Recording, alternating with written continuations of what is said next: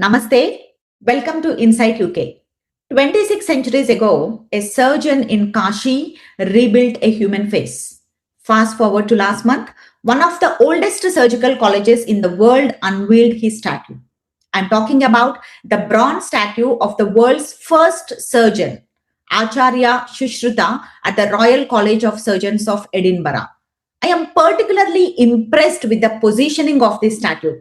It is rightly placed where every new surgeon walks past the Indian sage on their way to receiving their degree. Such an inspiring, proud moment for every Indian, not just in the UK but across the globe. Thanks to Professor Chandra Cheruvu, an Indian origin surgeon in the UK who drove this brilliant initiative. While we celebrate this historic moment, we want to know more about Sushruta. Who is he? Where did he live? And what did he leave behind?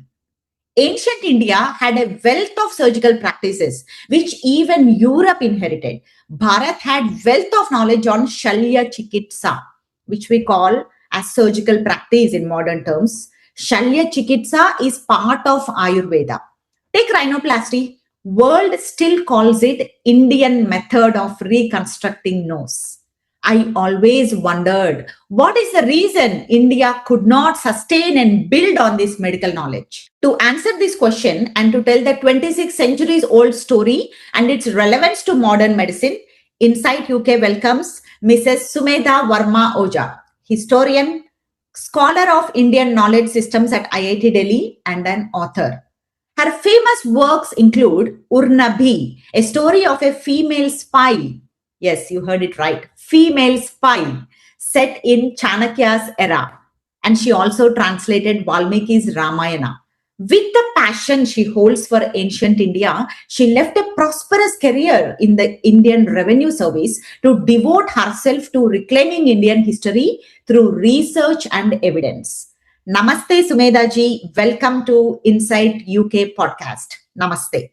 Namaste, Pavani. Thank you very much. That is indeed a warm welcome. It is my great pleasure to do this very interesting podcast with you and for all the listeners of the Insight UK podcast. I hope you have a wonderful time over here learning about Sushrut, surgery, ancient India, and all its wonders. We are really blessed to have you here share the story from 26 centuries ago, and especially the kind of work you do, totally based on research and evidence. So Sumedha ji, we want to know more about Sushruta. Why is he called the father of surgery and what is his contribution to modern medicine? I hope, Pavni, that you will not mind if I give you a little bit of a background. Yeah. Because in India, we always have a long tradition of Guru Shishya Parampara, through which all our knowledge systems go from one person to another and through the ages. So Sushrut, being the most famous and very important person who talked about surgery and about Shalya Chikitsa, is still not alone. There is a huge, long, big, comprehensive tradition behind it. And what is this tradition? This is the tradition of Ayurveda. Ayurveda comes from Ayush and Ved. Ayush is your life. Ayush is the sustaining of life, and Ved is to know. So Ayurveda is to know how to sustain your life. In today's world, it has become kind of the art and science of well-being, which is fair enough. We think of yoga, we think of different kinds of herbs, we think of so many things which will give us well-being. It's a little difficult for people to realize that Shalya Chikitsa or surgery is part of this same whole big system of Ayush and Ved of Ayurveda. Now, again, we in India have a very sophisticated system of knowledge, IKS, Indian Knowledge Systems, which is what I'm doing my PhD in. Now, we want to explain things using Indian epistemology, which is what the Indian system structures, meaning epistemology, ontology. Let me not use such big words. But basically, the Indian knowledge corpus is divided into 14 places or sthan. It is called the Chaturdash Vidya Sthanam. And Ayurveda has a place over there. Ayurveda is connected to a particular Ved of the four Vedas. It is connected to the Atharva Ved. So it is an Ved. So you see how important it is for the Indian knowledge systems. It is an upway. Yeah. This Shalya, you spoke about it in a very knowledgeable way in your introduction. Shalya Tantra or surgery is but one part of this entire system of Ayurveda. The other part is medicine. And in short, we can say that for Shalya Tantra or surgery, the most important person was Sushruta, and for medicine, the most important person was Charak.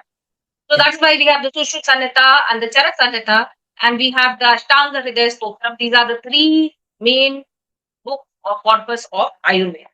I think it would be a little interesting to know that during the time of the Samudra Manthan, Dhanvantari, the original Vaidya or the original healer, emerged with that pot of Amrit in his hands. And from Dhanvantari comes this whole tradition of Chalya Chikitsa. And you know about the two Ashwini Kumars in our pantheon of gods? They are twins. One of them is called Nasatya and the other is called Dasara. So Nasatya is the father of surgery and Dasara is the father of medicine. So all this, I am telling you all this because I want people to understand the long, gory part of this tradition. Yeah. And the fact that it is very deeply embedded in the Vedic corpus. Now, in the Vedic corpus, there were many references to surgery. You know, there is a story of Queen Vishpala, Princess Vishpala, who was a warrior whose legs got cut in a battle and they were fitted back with prosthetic surgery. Then she went back to fight.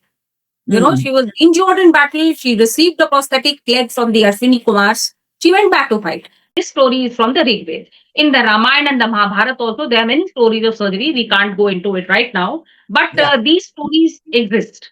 However, it is not enough to have stories encoding knowledge. For anything to be a science, for anything to be a shastra, it must be encoded and systematized. And this is exactly what Sushrut did. About Sushrut, we know quite a good amount considering that this was so many hundreds and thousands of years ago. He was, as you said, he was from Kashi and he went to study surgery from King Devodas of Kashi. Now, this King Devodas is a very famous and important personage in the Vedic corpus. So he is not only important as a warrior, but also as a physician. So he, along with a number of colleagues, went to learn from King Devodas of Banaras. And then he practiced over there. And after he attained mastery, he was the one who wrote a Sanhita. A Sanhita was written by somebody who attained a great level of expertise and became a guru of gurus. So it is not for everyone to write a Sanhita. It's only a person, you know, like for the Arthashastra, you have Acharya Chanakya or Kautilya. It's not as if he's the only person who practiced Niti Shastra, but he is an exemplar. He is the supreme guru of gurus. It is the same for Sushrut. I want to emphasize 2 points here. What we know about Sushrut is that he was from Kashi. He did his training and his practice there. He also had a training school over there, which he describes in his Sanhita. But he was not alone. He learned from someone and he passed on his knowledge to others. One of the most famous people he passed on his knowledge to is called Nagarjuna. So you see, this is the Indic Vedic tradition. It is not one person. It is a whole comprehensive set of principles, rules, the way in which you convey them to the next generation, and it is an unbroken line. So this is what we know about Sushrut, and this is what we can give you an idea of, especially the antiquity. It is said that he lived 600 years before the Common Era. But does that mean that the Sushrut Samhita, the knowledge in it, is only 2600 years old? It does not. Yeah. Because even he learned it from someone. Yeah. Exactly. He also learned it from someone else. So therefore, the important thing to remember is the tradition, and the other thing is the systematization of this knowledge. From what you said, Sumedha ji, so Sushruta also learnt it from someone, but then the reason why he is called father of surgery is because he has acquired that level of knowledge to write compendium, which is Samhita. Exactly. So, okay, understood. Very well understood. Thank you so much. The next question is about a common punishment in those times, which is severed nose. That reminds me of Lakshmana cutting Surpanaka's nose. Yes. They say Sushruta invented the method of reconstructing nose. And this operation is still called, Indian method in plastic surgery textbooks, even today.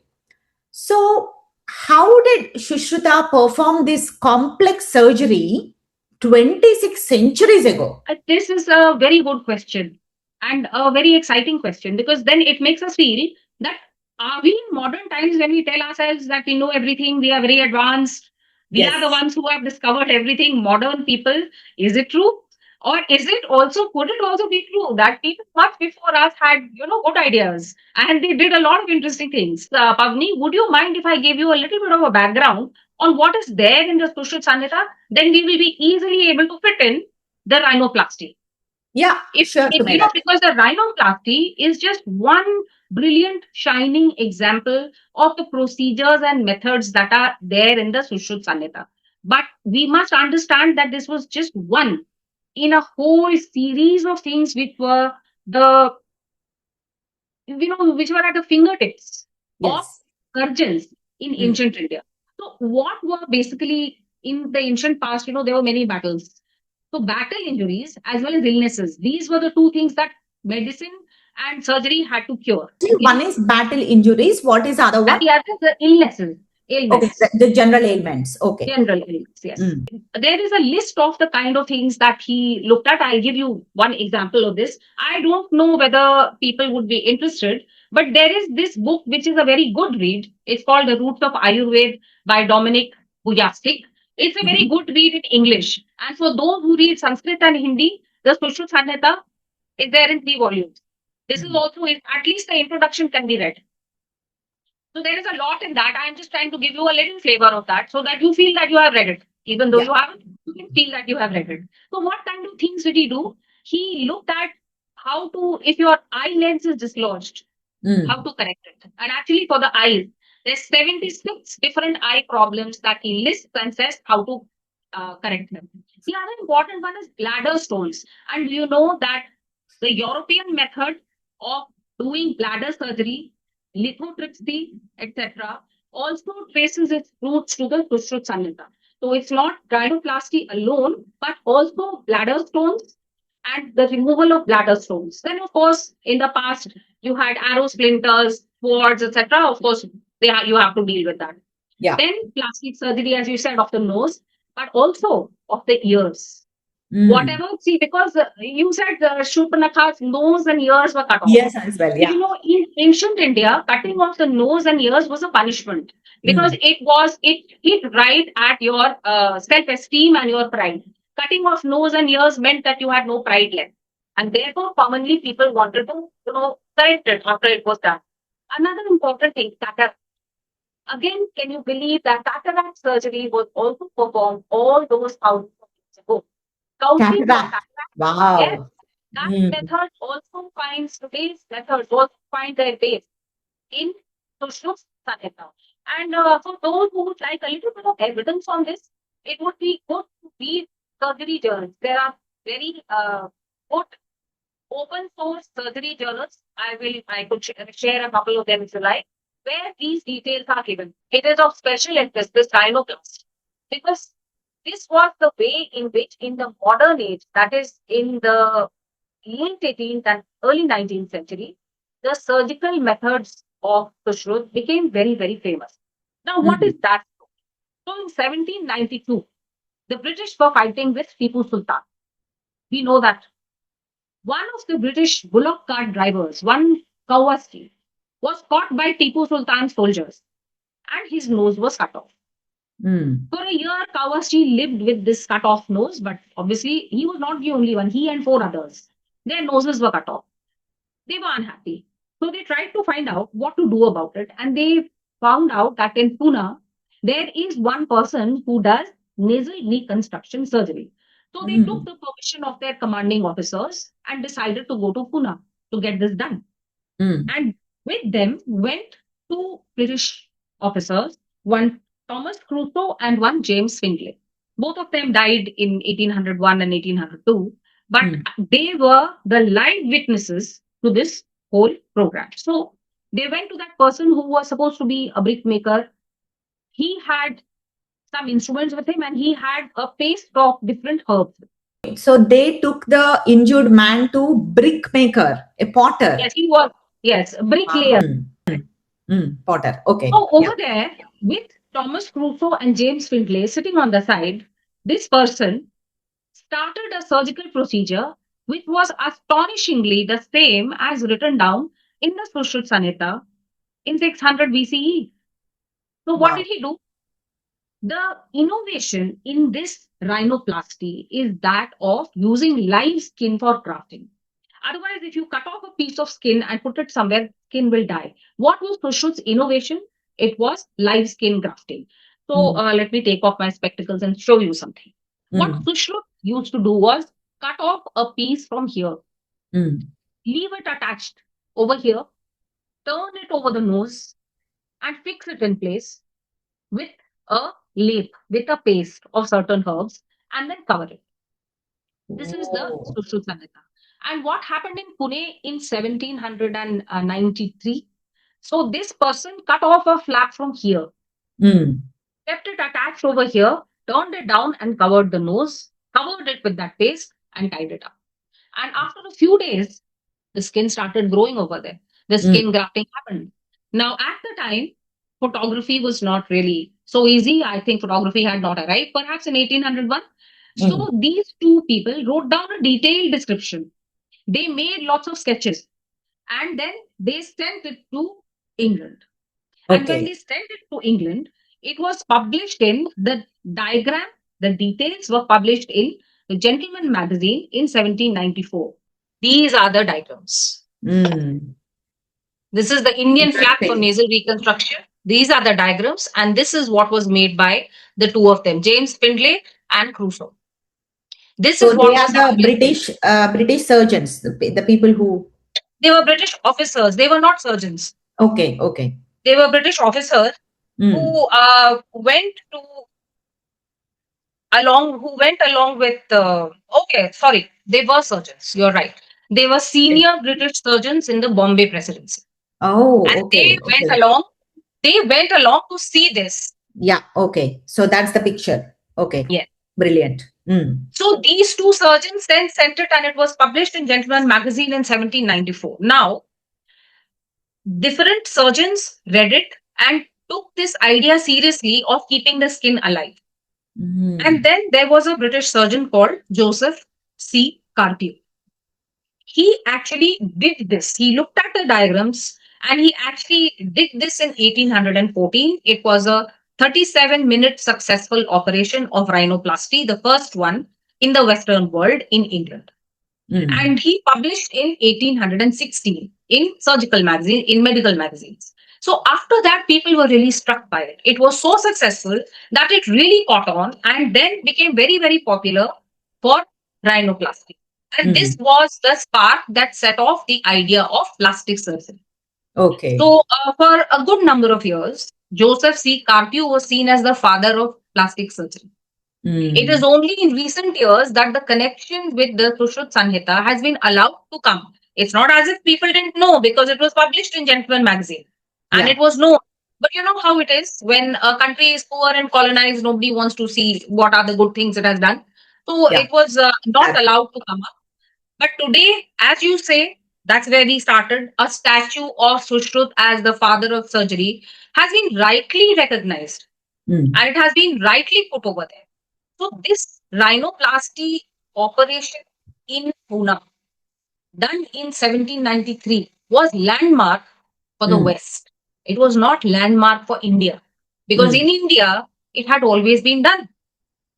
So it was not landmark for India, although, there was one thing that you had said right at the beginning, that what happened to all this knowledge? Where did it go? Why did we, not reach where we should have reached? So I just have one question. I mean, going back to the previous one. So how did Sushruta perform this complex surgery 26 centuries ago? Like I think you mentioned about the surgical instruments that he used. What really surprises me is, there are so many things which the surgeons are doing today: sterilization, anesthesia, the techniques, equipment. So how did he manage to still get the job done? Yes, let's take it one by one. The first thing is the sterilization of instruments. So when I was talking to you about the instruments, I told you that those instruments, which one has to be used for what and how the shape should be, what it should be made of is there in the Sanhita, and the instruments were made like that. And how did they sterilize it? They sterilized it using fumigation method. So that is Okay. why everything, there was no infection and problems of that kind did not arise. The other question is that of anesthesia. So for anesthesia, mostly wine was used, and Mm, there are also some couple of other substances, including turmeric. mm. These were used as anesthetics. And as for how to do it, how to cut, how to fix, all that is described in the Sanhita itself. And Okay. interesting sidelight is that before the surgeon went to perform a surgery on a live person, they used to practice on vegetables. They used to Wow. practice on gourds. You know, we have so many different types of gourds in India. So they used to practice on those gourds. There Mm, were actual training colleges. mm, And these training colleges had, as I told you, Sushruta himself went to join one of the training colleges run by Devodas. So they learned mm. over there. They also practiced on fabric. So maybe you know the cutting and all. They also practiced on fabric. So there was the whole assembly line was there. The Mm. knowledge was there, the knowledge was imparted, surgeons practiced, and then all the tools that you needed, starting with instruments, sterilization, anesthesia, and clinic, etc., are also there. I will just add one thing. The Sushrut Samhita does not talk about a clinic or a kind of hospital, but the Charak Samhita does, because it is about medicine. So it is in these proto hospitals that such surgeries would have been carried out. And there are mentions in Mauryan edicts about these hospitals and the help that was given to them by the state. So it's really, astonishing how centuries ago we had everything. We started the podcast with just one person, Shushruta, but then right now, the way the session is going, it is about a whole system which Yes, existed even before yes, Shushruta. And yes. from where Shushruta himself learned. Wow. And also, how you started the podcast by saying surgery is part of Ayurveda. Yes. Really, really inspiring. And lot of respect to all that knowledge, wealth of knowledge that ancient India had. And you know, Pavni, it is not as if that knowledge was kept only for India. That Mm, knowledge was disseminated across the world. So if you think of India, India is in the middle of the Indian Ocean. On one side is China, Asia, Japan, Far East. On the other side are the Arab states, and via the Arab states, you reach Europe. So, mm, this information and this knowledge was taken via trade routes to the Arabs, because there was a lot of connection between the western coast of India and the Gulf states, and from the Gulf states to Europe. And they went to Baghdad. From Baghdad, the information went to Toledo in Spain. And from Toledo in Spain, it spread all across Europe. This is on Europe. one side. On the other side, because of the spread of Buddhism, because of the importance of Tibet, there was a path from India to Tibet to China to Korea to Japan. And it also went that side. This side, the things which went were cataract Mm. and rhinoplasty and bladder stones. On the other side, the important things that went to China were all about the eyes. My point being over here that it was disseminated everywhere. We did Yes. not sit selfishly on our knowledge. Yeah. We gave Yeah. to everyone. So that brings to my next question, Sumedha ji. So while the rest of the world learned all that medical knowledge and also surgical practices from India, what is the reason India could not sustain and build on this medical knowledge and surgical practices? So there are two parts to this question. One part is perhaps correct that by the 18th, 19th century, say by the 19th century, India had become a laggard in many things. Mhm. And the reason for that is super obvious. It was colonization. Yeah. It was because these forms of knowledge were stamped out. In many cases, intentionally stamped out. For example, Kalaripayat. It was intentionally stamped out by the British because they did not want people learning how to fight. And there are examples galore. So colonization was one reason post 18th century. However, what academicians will have you believe is that we will say about the 6th, 7th century, 8th century, maybe, there were some isolated instances of this kind of surgery. Maybe it survived till the 9th century because there's an example of a cataract surgery in the 9th century. But after that, it died out. My submission is different. My submission is that enough research has not been done in the correct places. Find out whether or not these practices survive. They Mm. have looked at a few translated Sanskrit texts and said, oh, okay, after this century, we will not find anything. But remember that only about 5 to 10% of Sanskrit manuscripts in the country have as yet been translated. So, what do we know? Only 5%, did you say? Yes, between 5 to Okay. 10% of Sanskrit manuscripts have today been translated and been read by Mm. people who do not know Sanskrit. And Mm. there are documents, manuscripts, palm leaves lying across the country. And we had a treasure trove of information there. So who knows what we'll find? For example, we found a 6th century Ramayana in which the role of Sita was much bigger than what it is in the Valmiki Ramayana. Mm. Mm. So things like this will be discovered. The other thing is there is something called epigraphy. Epigraphy is inscriptions. Mm. Epigraphy, in my opinion, has not been studied enough as evidence of surgery because if you look at epigraphy, then you see till the 12th, 13th century examples of physicians, surgeons, medicines, hospitals being endowed, being used, and being written about in kingdoms as far apart as, say, the Cholas. Mm. Or Mm. you have inscriptions about the Ambashtakayas in central India. Mm. Ambashtakayas were surgeons.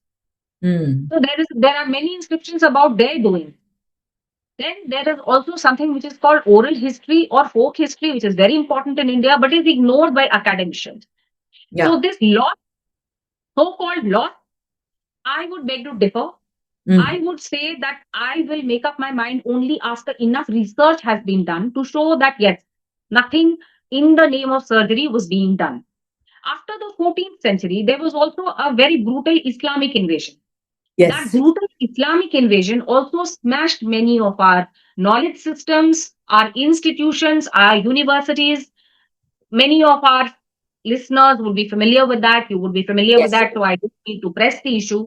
That is one reason. And after the 18th century, after they came in the 16th century, and by the time they came in the 17th century, rather. And Mm. by the time another 100 years had passed, India was definitely being ground by the boot of the colonizer, and there was Mm. no chance of its own knowledge coming up. The same thing will be seen in astronomy. Why Mm. did we get this wonderful knowledge of astronomy that we had again thousands of years ago? Why did we not do anything in the 19th and 20th centuries? What Yeah. happened? Yeah. The problems are many. The problems of colonization and Islamic invasion were there, but I still feel that many practices of surgery could have been kept alive. And if we do more research, we may find out about them. Exactly. I think you pointed out in the right way, Sumedhaji. Most of it is already burned down, destroyed by the invasions, colonization, whatnot. But even whatever is left over, even that is not researched enough. That is not protected enough. Like you Exactly. said, only 5% is Exactly. translated. Such a shame. And it is basically my attempt to fill up that gap, but I'm only one person. There's only so Exactly. much I can do. But my attempt and the vast podcast that I do is exactly that. Do the research, get to the Mm. facts. I really like the flow of this podcast because right now, the way you ended by quoting your podcast on Walk, your podcast channel about reclaiming history through evidence and research. So that's where my next question is. Sushruta, 2600 years ago, reconstructed the nose. Whenever we say things like this about ancient India, on one side, skeptics dismiss ancient Indian surgery. They just say it's a myth making. On the other side, enthusiasts, they go far beyond. They even cite our Ganesha's elephant head as proof of ancient transplant surgery. So please settle it for us because your work is predominantly based on research and evidence. So my question to you is, what is genuinely documented? Which popular claims are not actually documented, in manuscripts or in samhitas, but which are just out there, in the social media? But this is a bit of a complicated and very nuanced question, Mm, because many things which seem to us to be stories turn mm, out to be true with the passage of time when we develop tools to understand them. wow. 50, 60 years ago, the story of Abhimanyu listening to Arjun and learning about how to enter the Chakravyuh when he was in his mother's womb was laughed at as a story which comes from the past. But we Mm, do know today that the baby in the mother's womb does listen to what is happening outside and does respond to them. So yes. something which was laughed at earlier seems to be coming true. Yeah. Having said that, and with full respect to the Puranic story of Ganpati, I would say that such claims should be made in this skeptical world, which does not think in terms of devotion, does not think in terms of codification in stories of larger issues of symbolism, but Mm, tries to make it all very literal. We should be very careful in making these claims. In so doing, what happens is that even the correct claim, rhinoplasty is a very correct claim. That kind of claim is also put in the same basket as something which is with very much too much advanced, transplantation of an animal head onto mm, a human body. But Pavni, I would also invite you to think about the things that biology is doing now. Aren't we using lots of animal organs in yes. medicine and surgery for human beings? Mm, Yes, we are. We mm, have definitely not ever done any transplantation of an animal head onto a human. mm, But the future is closed book to us. I am yeah. not claiming that this was done in the past and will be done again, but I would just like to keep an open mind about all our Mm, Puranic stories, because our Puranic stories are stories which are coded for knowledge. And that code, till we understand properly, we do not understand whether it was literal or mm, whether there was some other meaning to it. Nowadays, nobody has even heard of Nirukt. Nirukt is one of the Vedangas. In the mm. Nirukt, it is very clearly said that whatever is written in the Vedic corpus has to be read at different levels. There is Oh, a physical level and there is a metaphysical level. And there are many, there is a description of the different levels at which you read it. So for the moment, I think we should read Ganpati at the metaphysical level rather than at the physical level. And understood. we should give the evidence as demanded by people. But here also, there's a bit of a problem. The problem is a worldview. The Mm, Western worldview is very different from the Indic and Vedic worldview, because the Vedic civilization is very, very, very, very old. Its ideas of evidence and carrying information and knowledge forward are very different from this very short span Western civilization. Western civilization is kind of, just the blink of an eye. We go back thousands of years. How to encode information for the next 10,000 years? That yeah. is the problem in front of the Vedic civilization for the next 20,000 years. Western civilization does not have such a long time span. Yeah. Therefore, its ideas are different. And Mm, also, it is used to looking at people like us through the lens of a dead civilization. They look mm, at the Egyptians, Egyptian civilization is dead. Greeks, Greek civilization is dead. So they perform a post mortem on those civilizations. We are a mm. living body. Yeah. What kind of postmortem? You can't do a postmortem on us, and they do not know how to understand us living embodiments of Vedic civilization using very different and limited Western instruments of knowledge. So Mm, this is the problem. This is the in Hindi there is a word called vidambana, which mm, means problem which does not have a simple solution. yeah. Because today you and I, we have all grown up in the Western system of education. I Mm, am now researching the Indian knowledge system, the whole corpus, and trying to understand the epistemology, ontology behind it. So we mm, have to understand that difference. We are trying to square a circle. yeah. We are trying to push something into a different system of knowledge. So we Mm, should keep all these things in mind. However, whenever we speak to people who are not from the same tradition, will not understand Puranic codification or Vedic codification, it is safer to be on the ground that I am on when I speak of Sushruta and understood. rhinoplasty. Perfectly described. I think one key word that you mentioned is open mind. So I think that is what is needed through invaluable efforts of historians like you. There will be so many more evidences that will come out, to relate the current and the future scientific advancements to our past. So now, while you walked us through the 26 centuries old era, I was just wondering, what was the role of women in ancient India? Did women practice healing in Shushruta's time or even before that? Yes. So that's such a good question again. So if you read the Yajurved, there is Mm-hmm. a Krishna Yajurved. There are a few sections of the Krishna Yajurved which deal with what women should do, what should they be like from the time they are born to the time they grow old and die. Mm-hmm. So there is a description of what you should do as a parent if a girl child is born to you. And in that description, there is the first thing that you have to do is to educate her. Wow. And that, yes, and it is like a blueprint for the Vedic woman. You have to educate her. Then, when she is about, say, 16 to 18 years old, she should choose a life partner for herself. And she Mm-hmm. should choose a life partner with certain criteria. One, the main criteria is education and, what kind of person he is. Many kind of criteria are given. Again, for people who know Sanskrit, I would invite you to read the Yajurveda sections Wow. on women. In the same Yajurveda, there is a description that each woman has to know the art of healing because she is the person who protects and nurtures her family. So Mm. she has definitely to know about medicines, herbs, and be trained in the art of healing. So Mm. medicine was definitely practiced by women in the household because again we must remember that many of the things in the past happened in the household. They did not Mm. happen in institutions and colleges and things outside the home as is common for us today. They happened Mm. in the house. And the art of healing, the science of healing was taught from mother to daughter and Mm. then again to her. So, yes, women were definitely healers.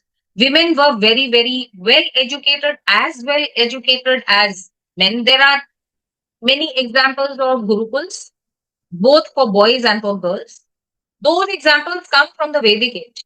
Mm. Again, I would ask, please read Bhartrihari's plays. They are set in the 5th century. And Mm. there's one which is called Ukta Ramcharit. What is described in that? That is Ram and Sita ji after Sri Ram and Sita ji after she was pushed out into the ashram and Love and Kush were born. Mm. How is it pertinent here? Love and Kush were in a Gurukul, which was co-ed because they Mm. had a girl as a friend from their Gurukul in that play. So I'm just giving you a kind of offhand example. Such examples Yeah. abound. And they have also been systematized by people like, say, A.S. Altekar. He has written on the education of women. People who want to know more in depth can read that book by A.S. Altekar, Education of Women in Ancient India. So then all come to you, and anybody who actually reads Sanskrit plays will be able to know the life of that period. And the life of that period for the girl child was very different from what we imagine today as the role of women in ancient India. Because they were powerful, well educated, well placed, and had a voice and agency of their own. Wow. Very, very inspiring, because I am always under the impression that, women's education started after Savitri Bai Phule's efforts and all that. But you are talking about women being educated, and that was quoted in Yajurveda. Wow. Yes. I would like to bust a few myths about her too. Mm. She started a school, a Western style English. So that may be a first because the Western style English school obviously did not exist in India. Why should it? There were Exactly. Gurukuls in India. Mm. And those Gurukuls were there for boys and for girls. Again, what is there is information in gazetteers from the Bengal presidency, from the Madras presidency, and data drawn from this has been used by Dharampal in his book called The Beautiful Tree. Anybody who will read The Beautiful Tree can access this data, which will show you how many girls were studying in schools even up till the 19th century in India. It was only when the system of village schools was smashed by the British so that Mm. they could impose their own Macaulay style education that Yeah. women were forced out of the education sector. So this is another myth. So many myths, and thanks to all your efforts in bursting out these myths. Especially, it's really eye opener for me when when we are talking about this women education. And thank you, Sumedha ji, for bringing both a scholar's rigor and also your storyteller's heart for Yes. this entire episode. I think the same rigor also shapes your work on bringing out the stories of women in ancient India. Your next book, titled The Modern Women of Ancient India. In our call, you were saying it is factual, not fictional. Yes. So I'm Yes. very much looking forward to it. And also, I'm very much inspired by the women character in your Urnabi, female spy in the era of Chanakya. Yes. So through her story, you beautifully told the audience the kind of power that women exercised in ancient India. You are absolutely right, and I'm so glad you used that word power. Because for me, Shakti is what? The power to do. Shaknoti, that means you can do. That is the power to do. That is Shakti. Shakti, women are all about Shakti. I wrote the character of Mr. Casey as a fictional embodiment of all the real powers of a woman in ancient Indian society. And in fact, in the IKS research that I'm doing, I am going to use this power and Shakti as the lens through which to understand the women of ancient India. And that is something which I hope to do with a lot of Shastric evidence, Sanskrit quotations, current data from the field work that I am planning to do.